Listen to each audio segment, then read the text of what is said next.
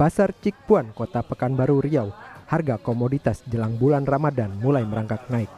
Seperti cabai merah mulai naik dari sebelumnya Rp40.000 per kilogram, naik menjadi Rp45.000 per kilogram.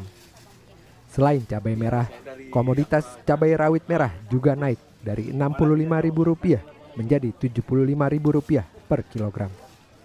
Selain cabai merah dan cabai rawit merah, harga daging ayam juga masih mahal. Dampaknya, jumlah pembeli menurun hingga 30%.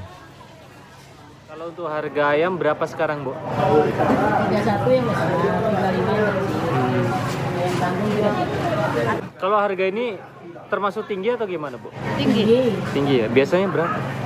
Tinggi dari biasanya. Biasanya kalau mau puasa ini paling 28, 30 paling tinggi yang kecil. Sekarang kecilnya 35. Sementara itu, di Pasar Sentra Antasari, Banjarmasin, harga komoditas cabai hingga bawang melonjak.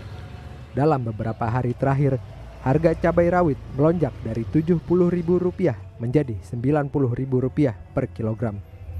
Kenaikan paling signifikan terjadi pada cabai jenis tiung yang naik hingga 2 kali lipat, dari Rp40.000 menjadi Rp85.000 per kilogram.